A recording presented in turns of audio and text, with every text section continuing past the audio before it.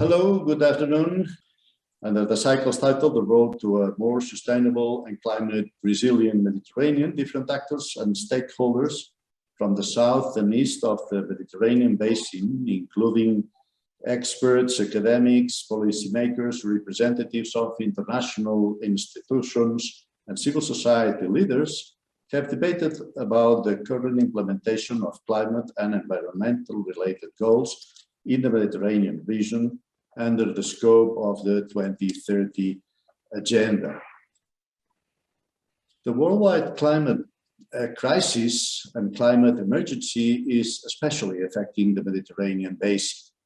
Actually, the Mediterranean is nowadays one of the main climate change hotspots in the world.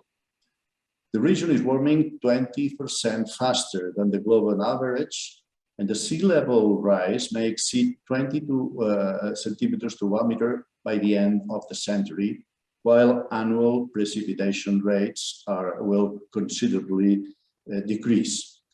These climate change-related phenomena, together with other human-induced drivers of environmental degradation of the Mediterranean ecosystem, such as pollution and land use change, are nowadays posing significant challenges for marine and terrestrial ecosystems, and also to human well-being on both shores of the Mediterranean, especially as regards water and food security for future generations.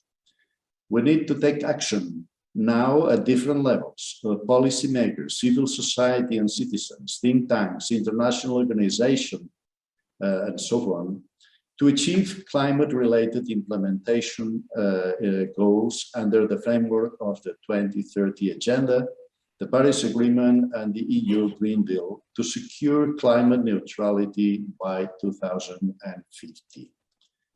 Specifically, these 6 MED dialogues have provided us the possibility to assess the implementation challenges and opportunities related to those sustainable development goals that seek to build a climate resilient Mediterranean through climate action, clean energy provision and use, sustainable water management, conservation and protection of marine and terrestrial ecosystems, and promotion of green and blue economy. These dialogues tackle most of the 17 Sustainable Development Goals from a cross-sectorial perspective and on how we can make progress in their achievement. In particular, the first dialogue of the cycle was conceived as an introductory session to set the stage for the next dialogues by assessing the impact of climate and environmental change in the Mediterranean, in line with the first Mediterranean assessment report prepared by the independent network of Mediterranean experts on climate and environmental change.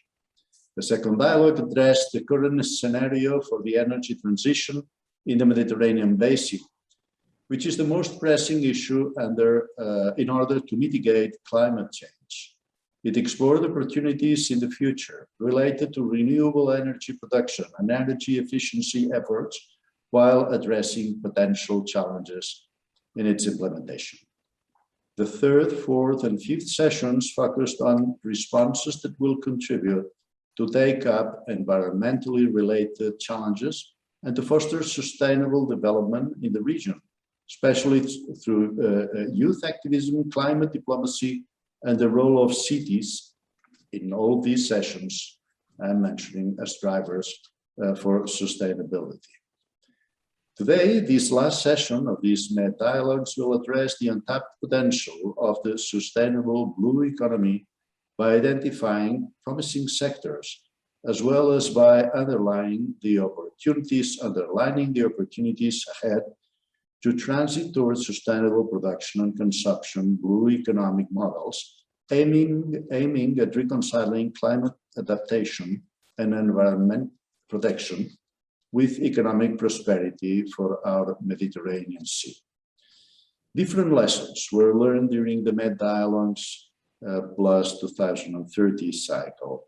First, the need to interconnect various sustainable development goals in the design and implementation of public policies to advance toward the implementation of the 2030 Agenda and to achieve a more sustainable, climate-neutral and prosperous Mediterranean region. For instance, designing strategic, sustainable and green urban agendas that requires to touch upon multiple urban sectors, especially those related to energy production and consumption, housing, land use, waste management, industry, transportation, and land-sea interaction, and it was explained in the corresponding session. Second conclusion, the necessity to provide platforms and discussion spaces between decision makers and citizens in order to respond to citizens' concerns, to further explain the challenges of implementing the 2030 Agenda, and to reflect on how the green and sustainable transition will directly affect their lives. And third conclusion, that youth and civil society organizations, along with the local authorities, each one in its sphere of competence and capacities, have a crucial role to play in climate action. Today marks the end of this, with this session, the end of this first edition of the Med Dialogues cycle. Let me express from the European Institute of the Mediterranean the firm commitment to continue to work with in the collaboration with La Caixa Foundation and the Barcelona office of the Club of Rome in future editions of these Med Dialogues. I hope we will be able to organize this cycle again next year, but in a face-to-face format in Barcelona, Palau Macaya, if the COVID-19 situation allows it. Therefore, let me thank La Caixa Foundation and the Barcelona office of the Club of Rome for their collaboration. I would like, of course, to thank all the colleagues that have been participating, and especially let me mention the work of the colleagues in the European Institute of the Mediterranean and its Sustainable Development and Regional Integration Department. Finally, thank you to all the public who have followed us during these last 6 months. I must add that, furthermore, if you want to come over again to the content, the videos of each of the 6 dialogues will remain available on the European Institute of the Mediterranean, the IMM website. So thank you very much for your attention. And now I am most happy to give the floor to Dr. Manfila Ramfeli. As you know, she is the co-president of the Club of Rome. Well, she has a long career and an outstanding career. She's a medical doctor. She has been community development activist and is a trustee of the Nelson Mandela Foundation. She has been active working at the World Bank in Washington. She's been the founder of the Open Society Foundation for South Africa and the Citizens Movement. She authored several books and publications on the socio-economic issues, and we are most pleased that she's on behalf of the Club of Rome with us today for this session. So, Dr. Ramfele, you have the floor.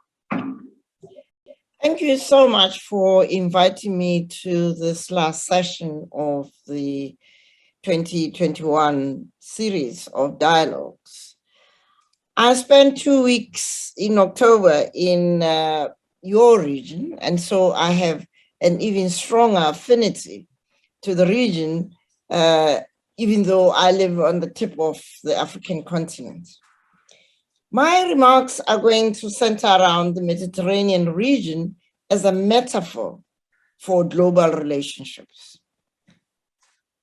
Laura Lopresti, in her penetrating online journal article entitled "Like a Map Over Troubled Waters," argues that the Mediterranean region is like the sea and its troubled waters. Even a map can be indisputably voluminous, stubbornly material, and unmistakably undergoing continual reformation. As you conclude this 2021 series of Mediterranean dialogue today, the vexing question remains: are we ready to alter the lenses through which each of us views ourselves and others as countries with such a rich diversity bordering this uniquely body of water. The aspirations you have of a Mediterranean region characterized by sustainable climate resiliency seems unlikely to be attainable unless certain things are built into the process. For as long as the water between you as neighbors has turned from aliveness toward the Cameroonian academic Achille Mbembe terms deathhood, your aspirations are at risk. The fluidity that nature imbued the waters of the Mediterranean with seemed to have turned into the deadly rigidity of geopolitics. I know that the people on this call are not responsible for what I believe is the biggest challenge to the aspiration of sustainable climate resilience. If we cast our minds back to history, ancient Africa, as reflected in Egyptian texts, welcomed what they saw as pale-skinned sea people. These people were brought to their shores by crafts. The sea crafts were no less fragile, perhaps, than the crafts that are today bringing desperate migrants from the south to the shores of countries on the northern borders of the Mediterranean Sea. Can we imagine how history could have unfolded differently had the movement of sea people been policed and constrained with the same vigor as we are witnessing today? Greek philosophy as we know it today would not have emerged. It would have been denied its source of inspiration and nurture, namely ancient Egyptian priests, the philosophers' human civilization. Today, we need to ask the question, what are the costs of the deathhood that has replaced aliveness across the Mediterranean region? The Club of Rome is championing the emergence of a new civilization characterized by the promotion of global equity for a healthy planet. Such a civilization would have the core values of interconnectedness and interdependence in line with all living systems. Nature is teaching us in more brutal ways today about the web of life and its intertwined essence.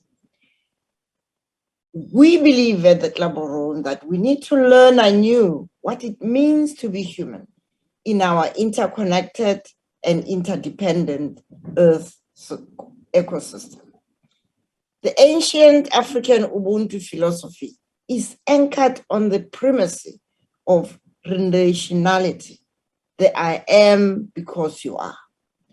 Ubuntu embraces the well-being of all life, animal and plant, as the only guarantor of sustainable climate resilience.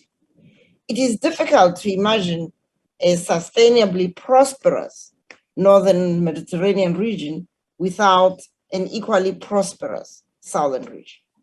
The opportunities for mutuality in promoting shared prosperity and a healthier planet are enormous.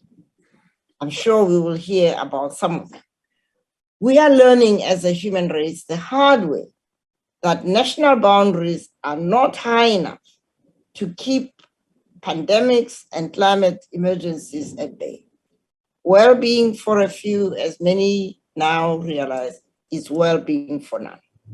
I would like to suggest, and I was very encouraged to hear about the emphasis that you have placed in these dialogues on involving young people. At the Club of Rome, we have benefited enormously from learning from intergenerational conversations. Young people across the globe are leading the way in promoting listening at all levels of society that leads to conversations that build communities, communities built on trust that lead to actions that are mutually beneficial for all. Communities built on trust are essential. As we've seen with COP26, a lot more could have been achieved, but we are nowhere near where we should be. But yet we have practical examples of communities that have emerged in places like Tangiers in Morocco, where the Tamkin Foundation, championed by Karina Kadau, is restoring human dignity and hope amongst those traditionally marginalized. They are boldly demonstrating that well-being for all healthy planet is possible.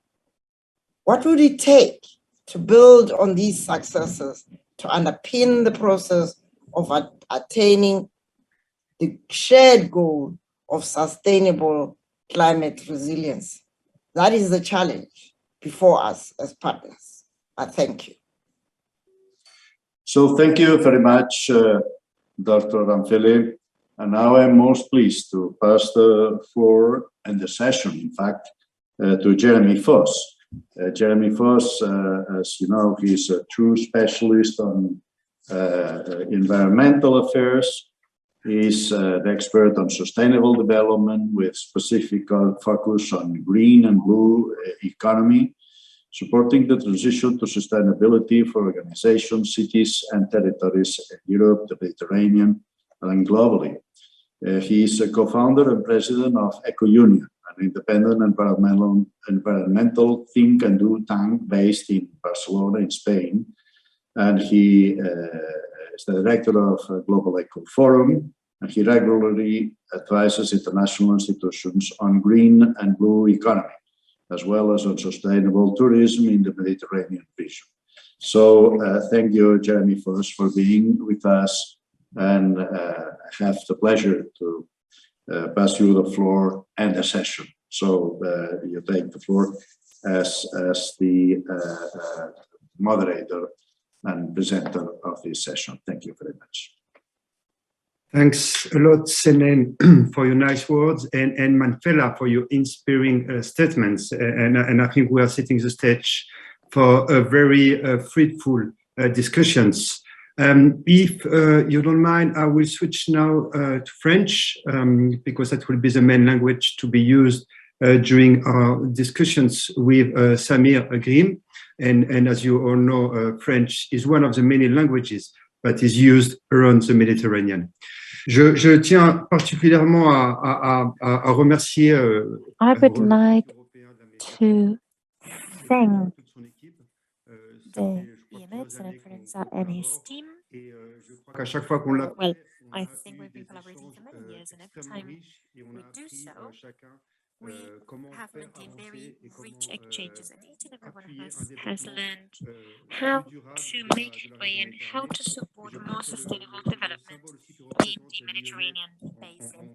And I think the symbol that we represent with this cooperation, joining together European ambition and Mediterranean needs, is something that we can also explore in this dialogue.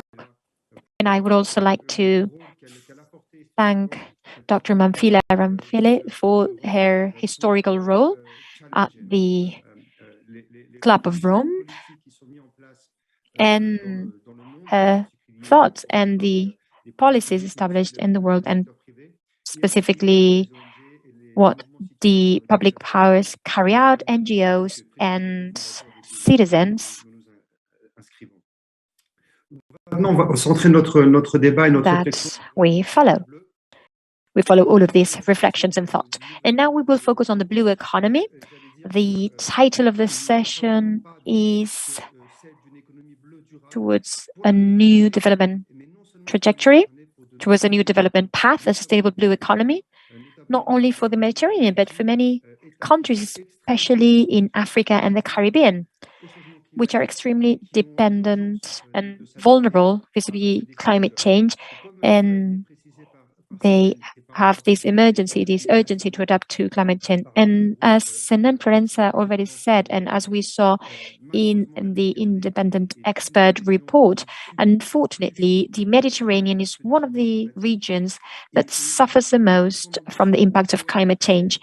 And I believe that their ambition should be being the leading region in matters of climate change, not only in mitigation, but also in terms of resilience, so that the blue economy can allow us to move forward in the right direction. The blue economy is a concept that sometimes may seem commercial or a marketing concept. And I think that this has a connotation of communication that is also successful and that has allowed us or has allowed for it to be placed in the public agenda for many years now. But beyond the concept that includes the activities that have been carried out for decades or even hundreds of years, for example, fishing and more recently tourism and maritime transportation and biotechnologies, renewable energies, which are obviously the future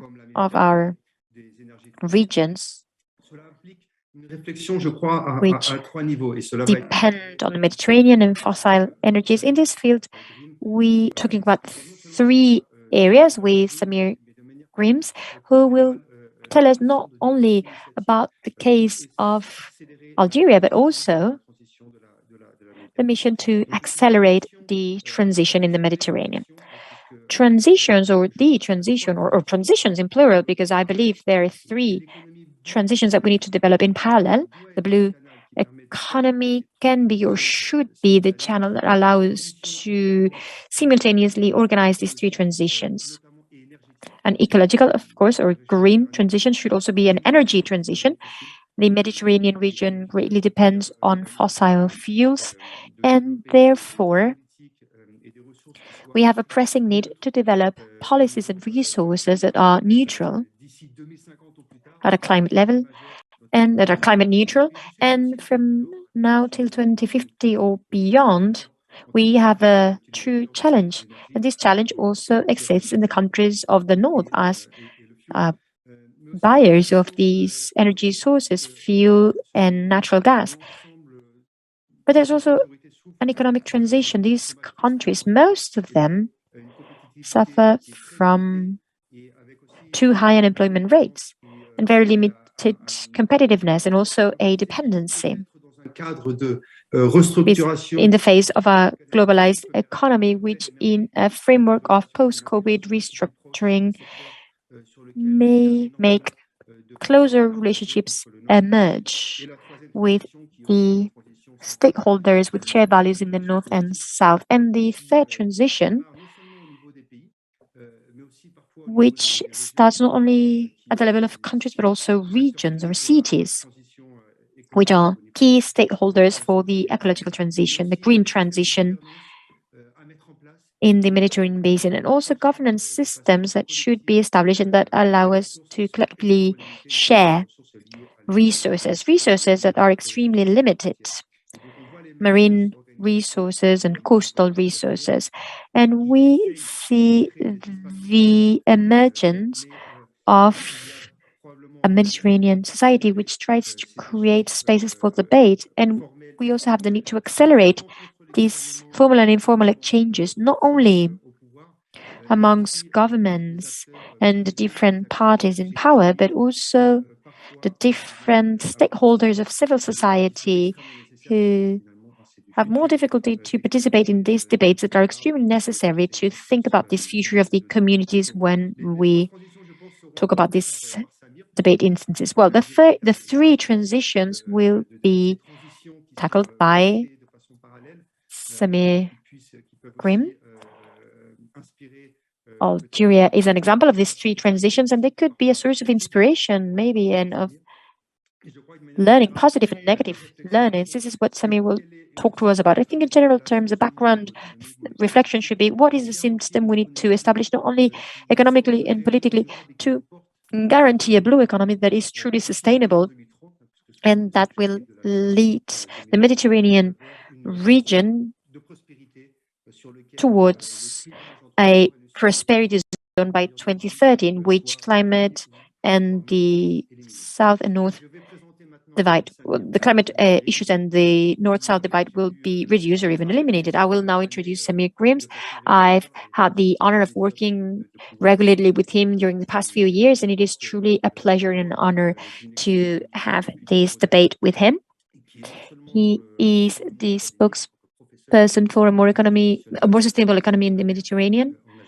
He is also part of the Ecole Nationale Supérieure des Sciences de la Mer in Algeria, and he's also been a leader of initiatives such as the WestMed for governance and improvement of blue economic policies in Western Mediterranean countries. And this is an initiative that could be imitated and replicated not only in all of the Mediterranean region, but also in other maritime regions, which also have the need to develop a system and mechanisms that allow us to accelerate the necessary transition towards a sustainable economy for a prosperous and inclusive society. So if you're ready, Samir, I will give you, I know you have 20 or 30 slides, so I think we can give you 20 minutes, and then we will have some time for Q&A, and we will be able to react to your presentation, and then a debate that will be conducted via the platform that we are all connected to. Samir, if you're ready, you have the floor. Thank you so much, Jérémie. Thank you all very much. I also wanted to thank the organizers for having given me the honor of being invited here, because using the two words in the same sentence, dialogue and Mediterranean, has always been difficult. It has always been a difficult dialogue, that of the Mediterranean. So I would like to talk about the topic of this Mediterranean dialogue. It is a fascinating topic because if we speak about the blue economy, well, we have a great economic investment here, but also social investment with the creation of jobs. And we also have a dimension, which is there are practices in the Mediterranean basin, north, south, east, west, in terms of fishing, tourism, employment, and occupation of the land, which are a motivation. There is a cultural pole in the Mediterranean as well. And there is a political dimension as well. A political dimension because the maritime space has always been a space of diplomacy amongst countries and also a space of confrontation sometimes, but at any rate, a space of dialogue about maritime challenges. So I very much liked the choice of topic for this dialogue, and I will take this opportunity to launch a new, or using this opportunity to launch a new dialogue in the Mediterranean is very attractive because this dialogue about the blue economy for 2021, well, since July, we've been participating in a series of international events, the World UICN Summit, the COP26, which just ended, and COP22, soon the Barcelona Convention.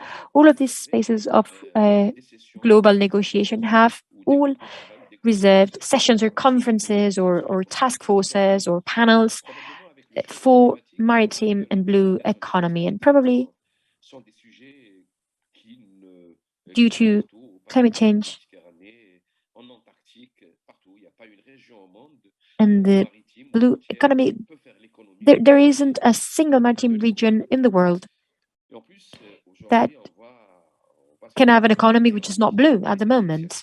And in the past few years in the Mediterranean, we have seen initiatives such as WestMed or the promotion of BlueMed, which has been essential for scientific research and academic innovation. And startups always upon the referential framework of the blue economy, and also Europe, which is striving for neutrality by 2030, has created its own Green Deal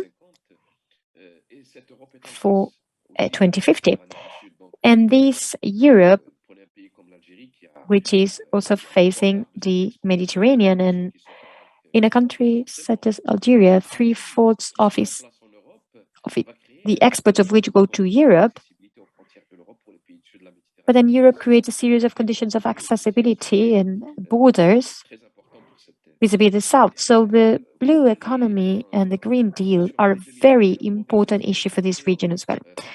In 2021, if we see what has been done by FAO, the Barcelona Center for Production and Sustainable Production and Consumption, programs such as WestMed and the 2020 Horizon, these are just small samples, small examples, and we've seen how much interest this has all generated in Europe and in the Mediterranean space. All of these programs have generated a lot of interest, and they all have a dimension which is directly related to the blue economy.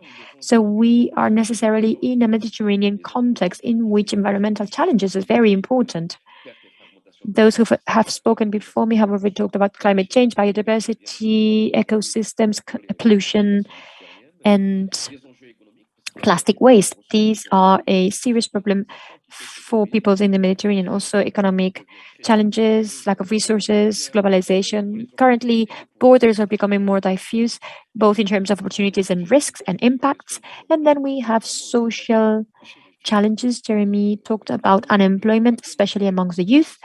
And the blue economy has proven via a series of means the creation of small companies, startups are a solution for employment of young people and women. And it is also very useful in terms of resilience in the face of crisis. We will see the impacts of COVID. Fishing and tourism have had a great impact, and the resilience we will see about the resilience of European and Mediterranean peoples vis-a-vis this crisis.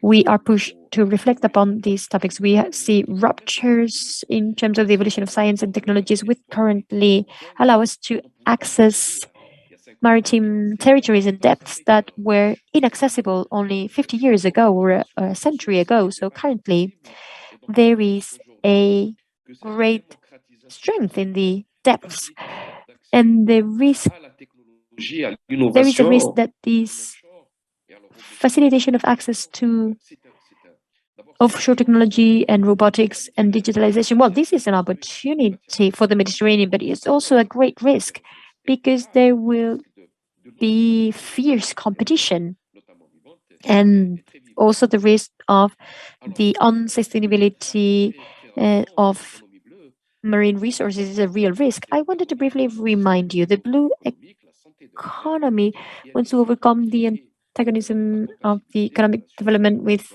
the health of the sea, and it helps create a durable sustainability. We cannot think in terms of 6 months or 1 year. It wouldn't make sense. Our horizon shouldn't be that short term. It wouldn't make sense because this is something that should be based on the long term sustainable development and equitable economic growth. The blue economy, and here we have a cross concepts. There are 3 concepts that are completely linked. We cannot decouple them when we talk about the blue economy. The GIZC approach. The blue economy aims at making a sustainable use of the coastal areas linked to the presence of the sea, safeguarding it for present and future generation. It is impossible to think in the long term if this is not a public process that aims at finding arbitration for the occupation of marine spaces and also for the uses and activities of this space. What did we have 50 or 60 years ago in the Mediterranean? Only fishing and navigation and just a bit of tourism. not many cruises, but now we have gas pipelines, we have fiber optic crossing the Mediterranean. In Algeria or Marseille, we have Medgas, for example, and recently there's been a lot of success with food aspects or the passing of gas pipelines in Morocco. So the gas that goes through the Mediterranean is a cross-border issue, and oftentimes it also becomes not only gas and oil, but also the blue economy is a matter that can have a geopolitical or geostrategic scope that goes well beyond the Mediterranean. So the aspect of exclusive marine areas is completely against the blue economy. We need arbitration, and this is very interesting. This is carried out at the Intergovernment Conference of the UNESCO. And I have the feeling that in 15, 20 years' time, at least a part of the maritime space would be under an S&P regulation, 2%, 3%. And very briefly, I've borrowed these slides by Mr. Visage, a good friend. He is an expert in the blue economy and maritime economy. To give you a global overview, to show the maritime space and the blue economy and how these are there are a series of activities going from maritime tourism,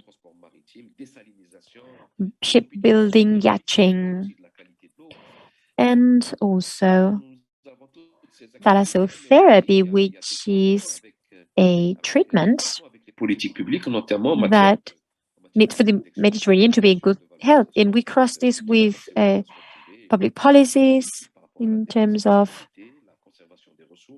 environmental risks, spatial planning, etc. And here we have international relations, research and innovation, natural resources, defense and security. And I've talked about spatial planning and risks, and climate risks and coastal risks as well in maritime and coastal areas, which is amplified and aggravated due to climate change. And therefore, of course, there are conditions in order to reach these goals in the Mediterranean. We need to develop a joint vision, integrated governance, and we need to develop tools that allow us to make a smart integration of all of these factors. Very briefly, I will show this slide to say that the blue economy will also be supported on ecological sustainability. We cannot talk about this in a polluted space full of waste and a space which is exposed to increases of sea level and a greater evaporation, and a significant part of the GDP related to the blue economy is related to not only fisheries and agriculture, but also based on the marine economy, including medical industry, treatments for Parkinson, for example, these types of conditions that are treated with active substances that are extracted, especially from the maritime space, for example, sponges. There is biotechnology inspired on biology based on maritime species, and therefore this ecosystem approach in coastal areas and this planning of maritime spaces is absolutely necessary. And then also we need to give long-term opportunities for the development of the blue economy. Let's talk about the trends of the blue economy in the Mediterranean. I'm speaking quite fast because I don't have much time. I will review the principles and trends of the Mediterranean. And here I found inspiration in what was done by the expert group of the Union for the Mediterranean. And vis-à-vis tourism,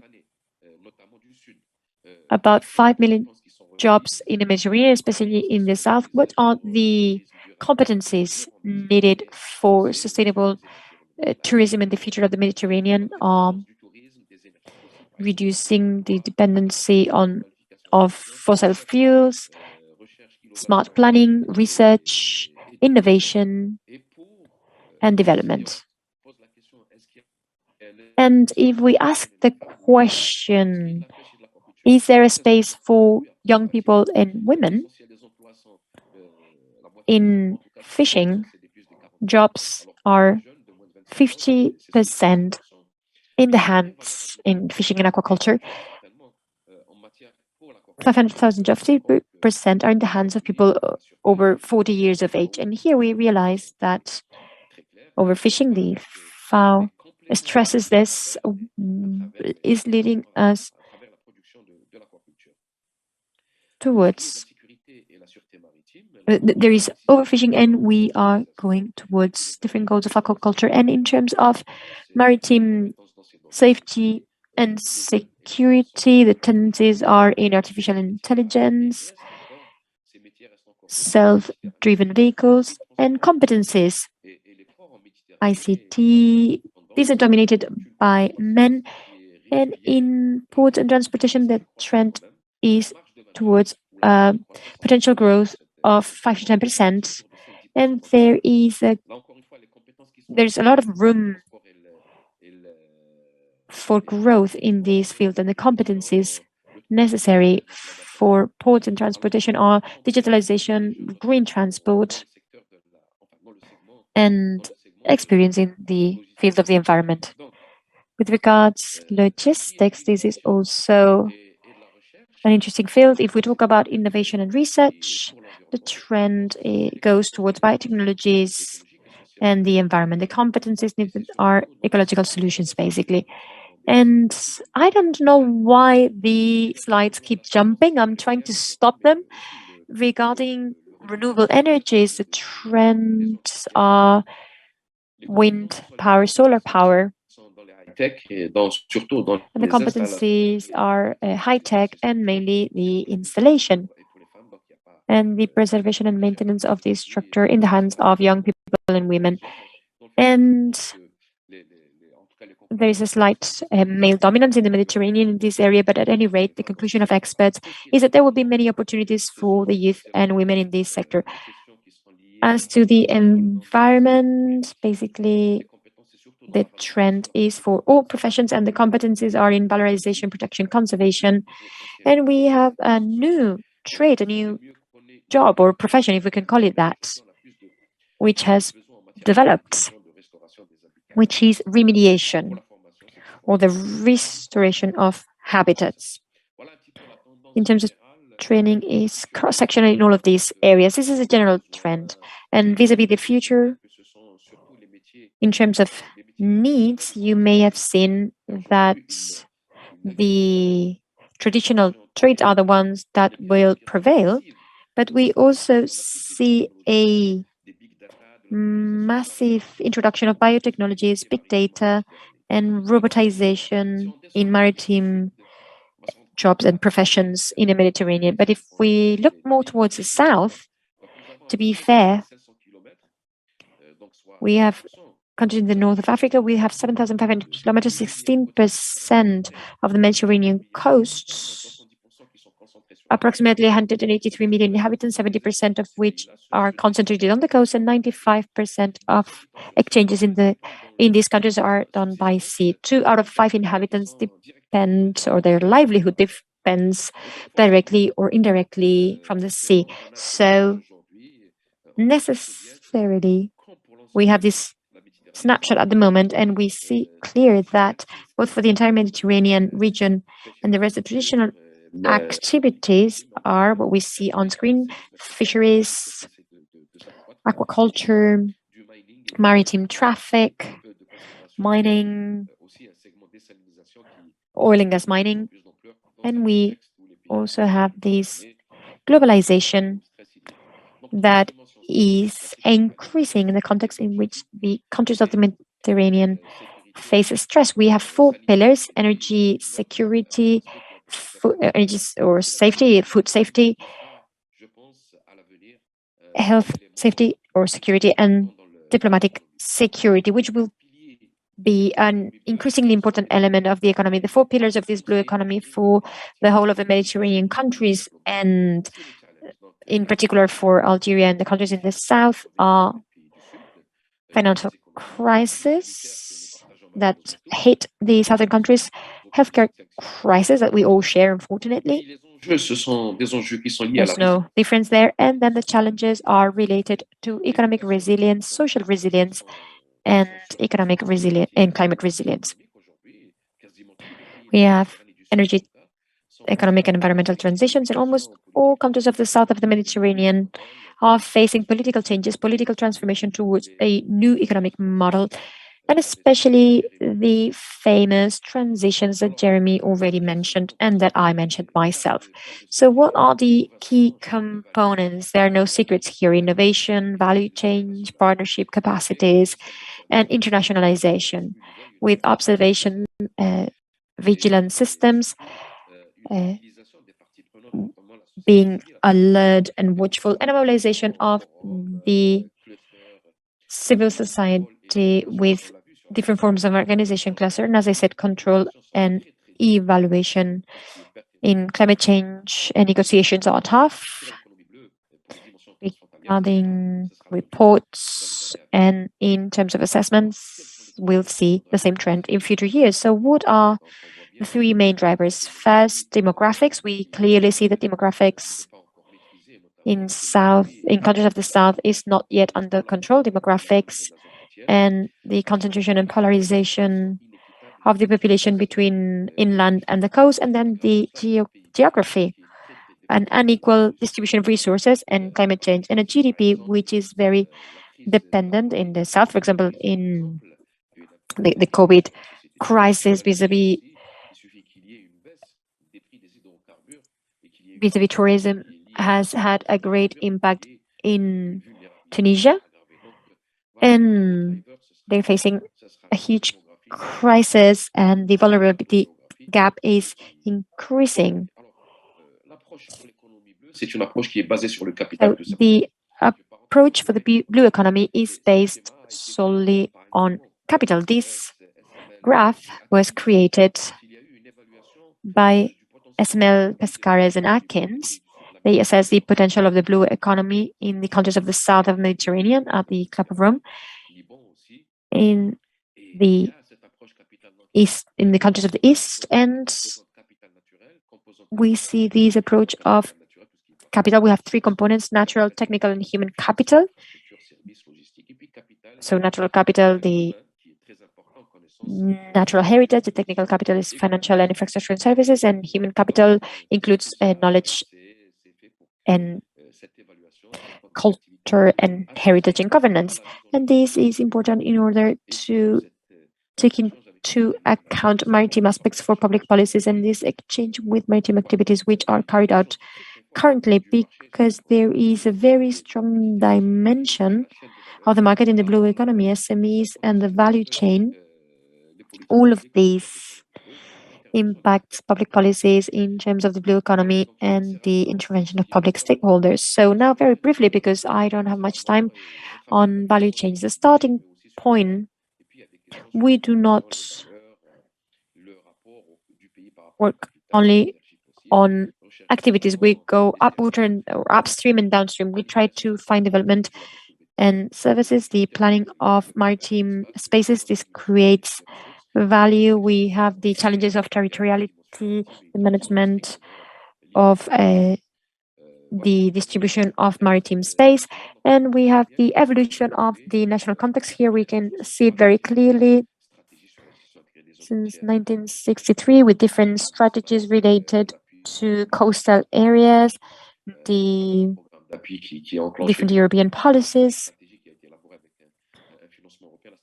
For example, this year with the first strategy of the countries of the south of the Mediterranean vis-a-vis the blue economy, with the support of the EU, and all of this has allowed us to develop, from the organizational point of view, the blue economy. And here we can see how we have developed this blue economy, and we couldn't have done that without the current arbitration of all sorts of activities, onshore, offshore, aquaculture.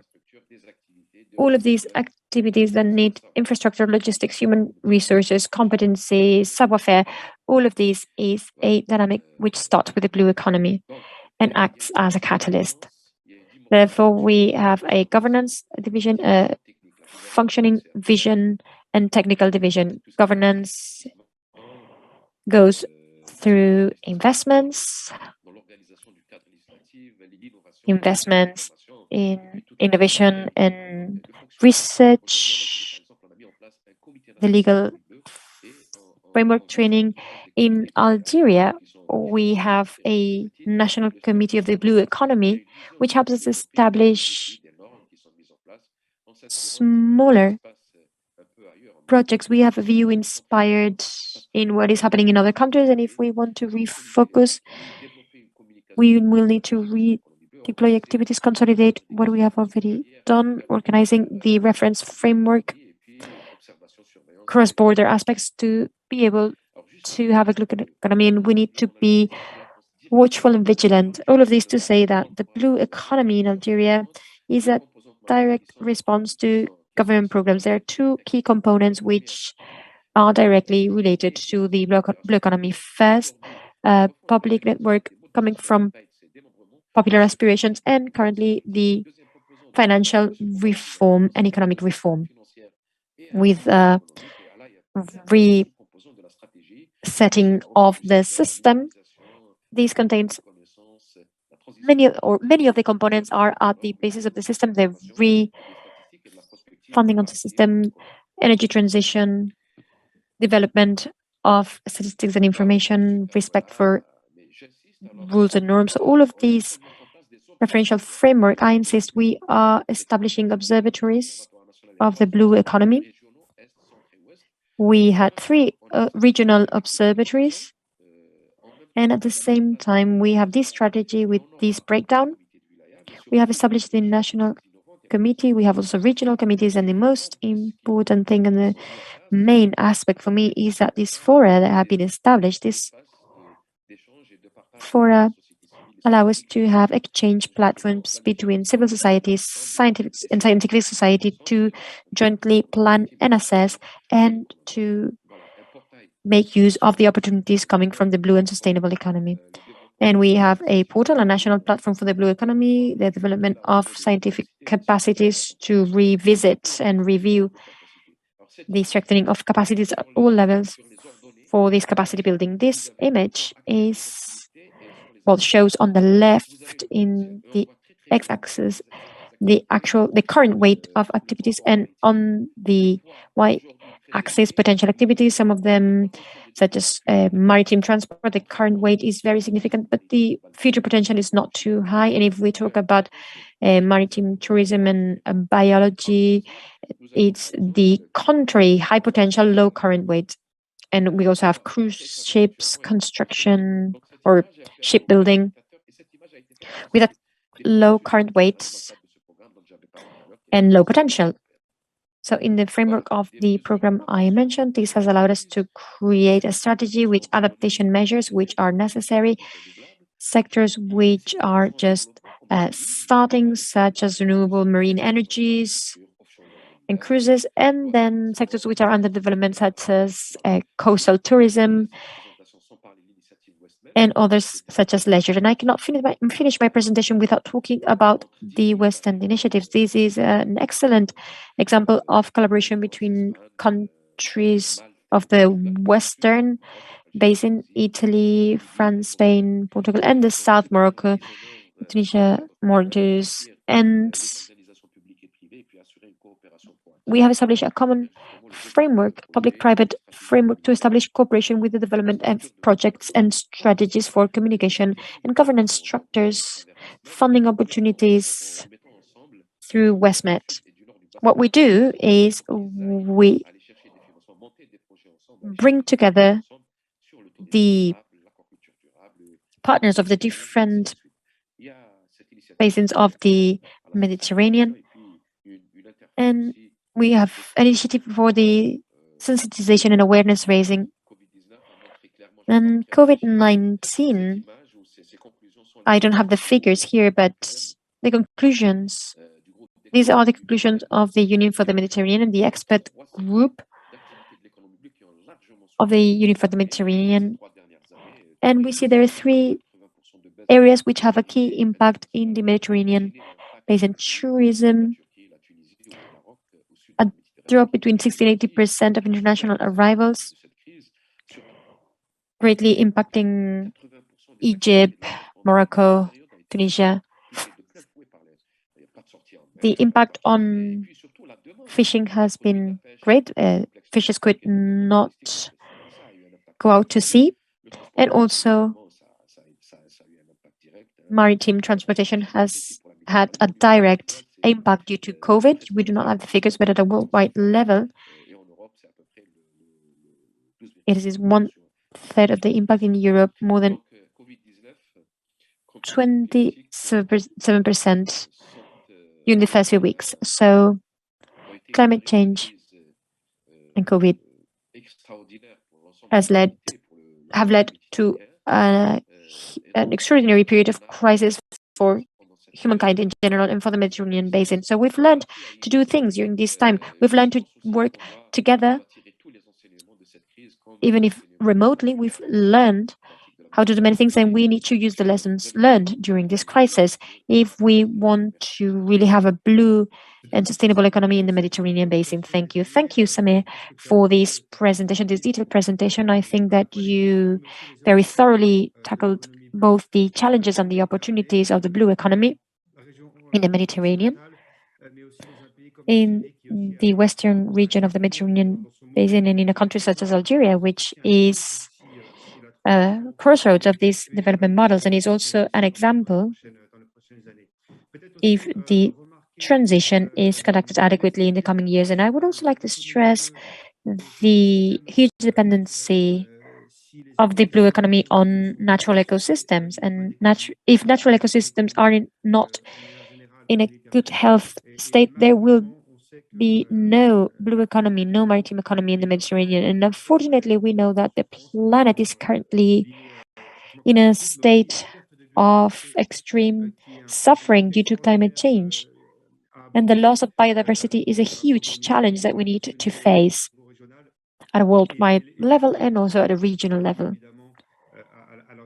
And also, if we talk about the energy transition, well, this should be done at a global level for electric production systems, but also the sectors of the blue economy, tourism, fisheries, and maritime transportation will need to transport the way they function to be able to use cleaner technologies. And this is a true challenge vis-a-vis the future in the blue economy and the green economy in the Mediterranean, and generally speaking, globally speaking. And the last topic that you stressed and that we could debate about with the other speakers is the difficulty of the current governance models, the difficulties they've been under due to COVID. Well, are the ambitions adapted to the huge challenges we are facing, especially in the most vulnerable countries in the south and the coastal communities, which are the most impacted by this climate crisis? And they do not see enough ambition in those who have the capacity to make decisions in the big governmental forums. So currently, there is a failure in governance modalities, but also at a political and economic level, and we see this in the Mediterranean as well. Some countries, especially China, take a stance in sectors of the blue economy with impacts that are difficult to perceive at the moment, but they can set the trend of the future evolution of the blue economy. So the blue economy in the Mediterranean does not depend solely on the countries of the Mediterranean, but it also depends on the global geopolitical challenges that are sometimes not taken into account. And the last item that you also stressed, the WestMed initiative in Algeria with local observatories that take the communities into account, are in the territory, and they are the ones that create value and that can use maritime resources, and they integrate in the observatories and systems, not only as subjects of the activities and policies, but also in their drafting and the establishment of activities that help accelerate this transition. And I think that with this very thorough introduction that we made, we could now talk to the audience. Now we give them the debate, and maybe before passing the floor over, Manfila, are you still with us? I'm still with you. Blue tourism dependent country and continent, and I think your insights could be also very interesting. This is really up to you, and then also Samir, you can react, and we will also share some few questions from the public.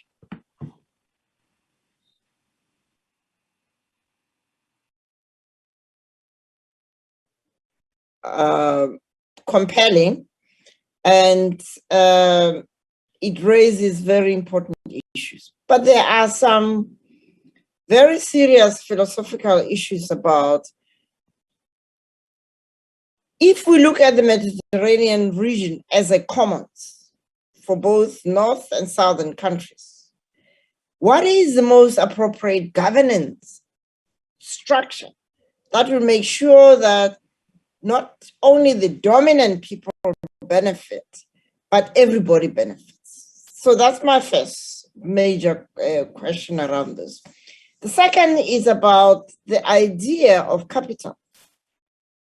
Is it really appropriate to talk about human capital and natural capital, given the fact that these matters, I mean, human beings are supposed to be sovereign in of themselves. To designate them as capital introduces a serious problem in terms of values of where I come from in my continent, where people are not only important in themselves, but they are sacred. And so the use of capital when it comes to people is a problem, I think, for many people. And we need to think about it, because it is that view that was behind slavery, is that view that was behind colonial conquest. So we need to be very measured when we think about it. The issue of natural capital is also a problem, because human beings have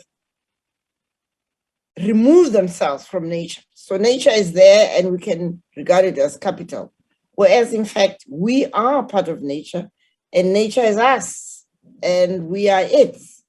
And so that's my philosophical difficulties with some of the things that were said, but that the sea, not only the Mediterranean Sea, but globally, presents opportunities, there is no doubt. But the question is, how do we harvest those opportunities without doing further damage to the health of the planet? Merci beaucoup, Manfila, pour apporter aussi cette perspective distance. Thank you so much, Manfila, for contributing this perspective from the African continent and this global vision of the Club of Rome. Obviously, there are matters not just financial or political, but also philosophical.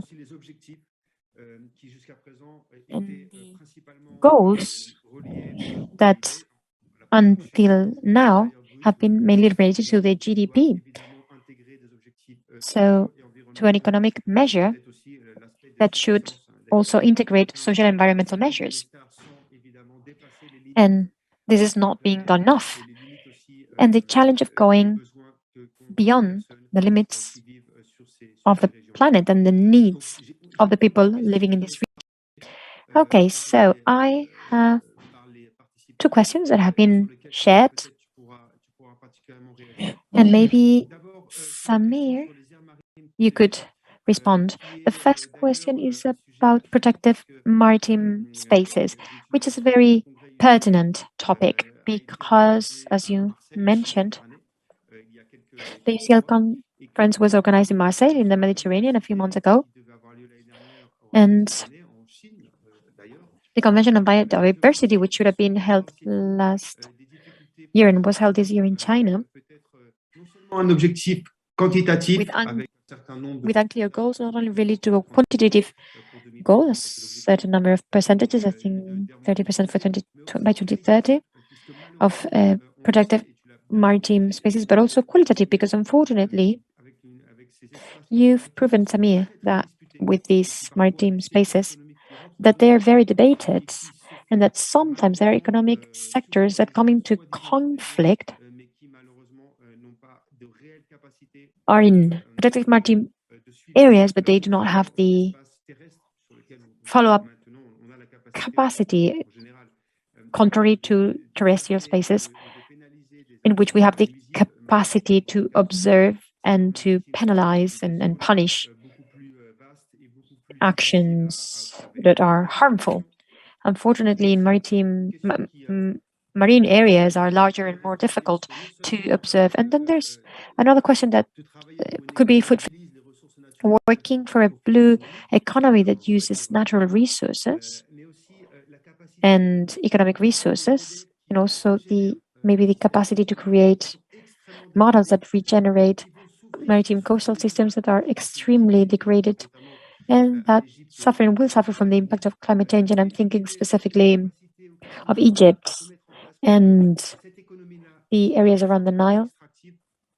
So what could we do so that these economies are not only based on extraction as they've been until now in the modern world, and so that they can also find a true balance and they can go back to the capacity of natural systems so that we can have quality of life and security in coastal areas. So Samir, maybe if you could answer these two broad questions. Thank you. I switched devices. I'm now talking on my phone. Can you all hear me? Okay, yes, thank you. So I would like to answer to the philosophical question expressed by Ms. Manfila, which I think is very important. And currently, it makes us rethink the economy and the environment and globalization. And let's see, personally, my idea is not attaching a value. It is impossible to attach a value to a species or a human being. It is impossible to calculate the value of a species or a human being. But the green economy, the blue economy, the circular economy, everything related to the environment, we have a current trend, a global trend. It happens in international instances as well and locally as well for development policies. And this trend is to try and measure everything, measuring damage, prejudice, loss, profits. And this leads us, well, maybe we will need to use another term, but we use the word capital, quote unquote capital. This all takes us to this notion of capital. But I completely agree with the fact that it's dangerous if it's misinterpreted. If this terminology is misinterpreted, this is dangerous. But from the economic point of view,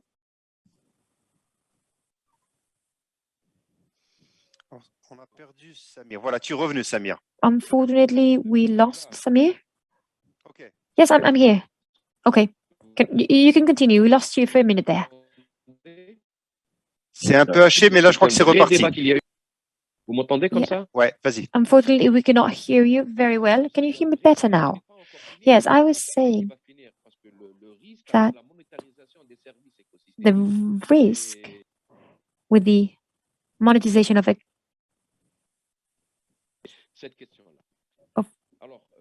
green systems is precisely this. So the two questions that you proposed, the first one was the intensification of maritime activities and coastal activities. And the solution that we found currently is to find arbitration mechanisms But this is not resolved. We have not reached arbitration between tourism and fishery, or the industry and sustainable development, or marine biotechnologies and fisheries, for example, or cruises, especially in the Mediterranean, which is a small space, semi-enclosed, where everything is exacerbated. Distances are small and conflicts become amplified. So we have a great difficulty to find arbitration. And this cannot be dissociated from the second question that you proposed, or the person who proposed the second question. The model, what model should we use? Well, after having been a negotiator on behalf of the Algerian government, I've participated in different sessions, and I've concluded that there are two concepts. Article 6 of the Paris Agreement, the carbon market, and this article is related to loss. And I think in future years we will find a solution in terms of co-responsibility.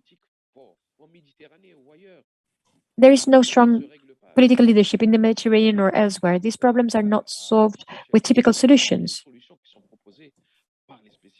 with small-scale solutions. We need solutions proposed by scientists, the territory, the different organizations, the UFM, the regional centers of activity, the Barcelona Convention, the different fora and organizations, the European Institute for the Mediterranean. All of these spaces propose solutions, but these solutions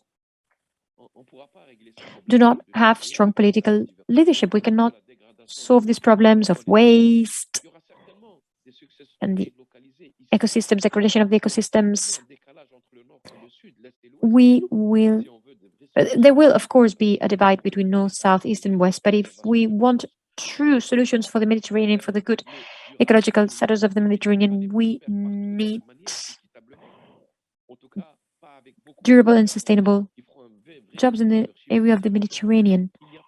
And for that, we need political leadership with a framework that can solve these problems in the Mediterranean, and or governance framework. So the Barcelona Convention, well, there is a European space and a Mediterranean space, and everything is complicated at the moment. And I think we cannot dissociate, we cannot decouple the political aspects with the environmental aspects. They cannot be decoupled, and we need global solutions, and for that we need true leadership. I'm imagining an evolution of the UFM or the Barcelona Convention or governance. I think you got in depth into these aspects, and now I will tackle the last two questions. I think that with these last two questions, we will reach the end of this debate that could, well, we could talk for hours, but unfortunately, as everything in life, it must come to an end. And there are two questions. On the one hand, we talk about a governance and an economy that should be supported by science to avoid drifts, as we've seen in the traditional economy, especially in terms of climate change. So what relationship can we find to improve the interface between scientific research and these, or scientific actors, and the specific application of their knowledge to generate a truly sustainable economy? This is a very deep question, but it is important for the integration of the blue economy, or at least its development. And the final question of this session, which was also proposed, as Samir makes us think about the model of economic transition. The blue and green economy will create jobs, we know that, especially in renewable energies and more sustainable tourism, but it will also destroy jobs.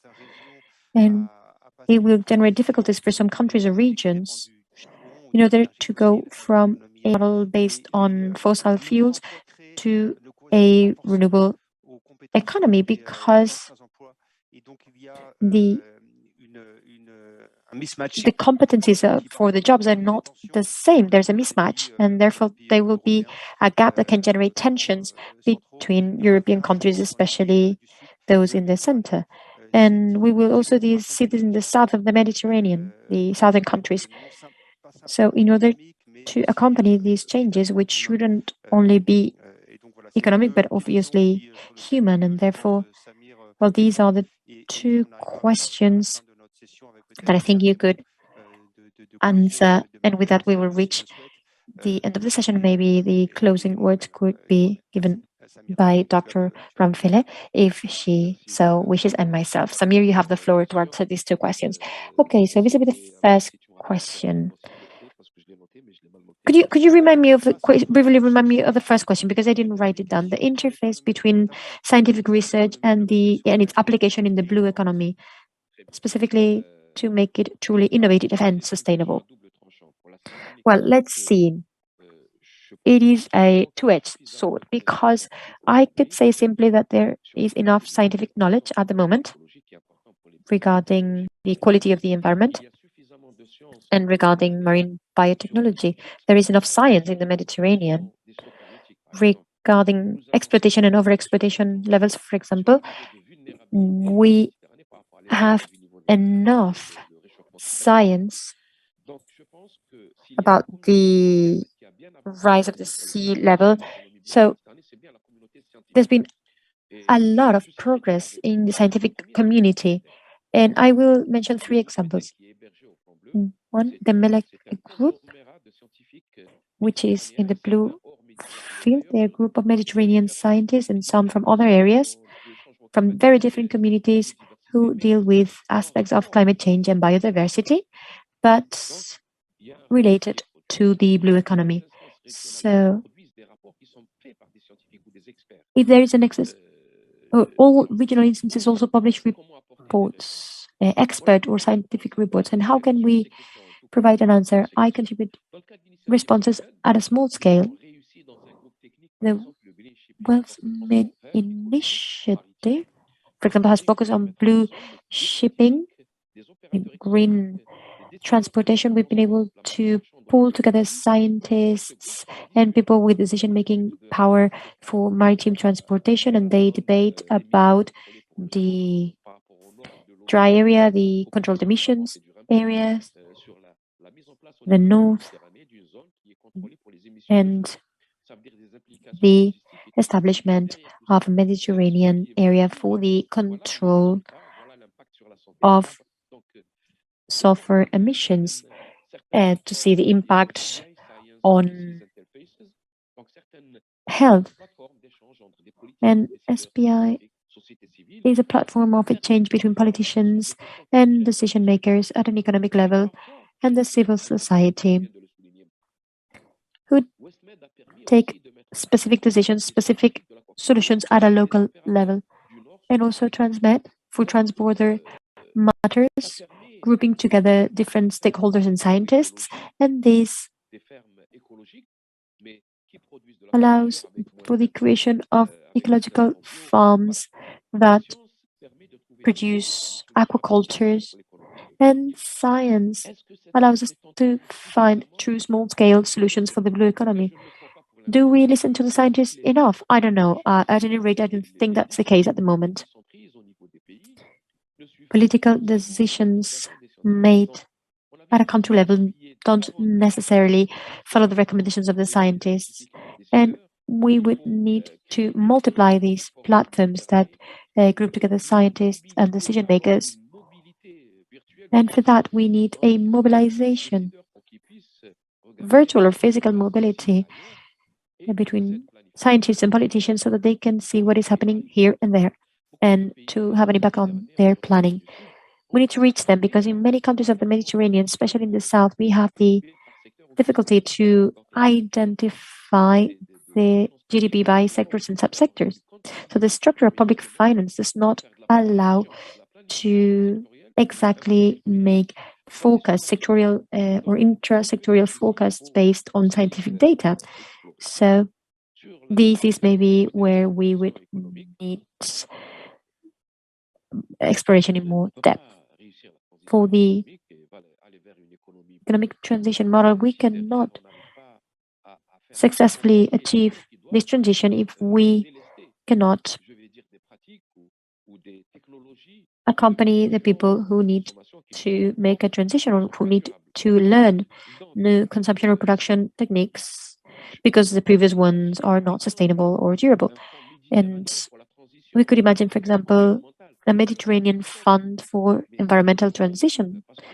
Maybe it's a dream,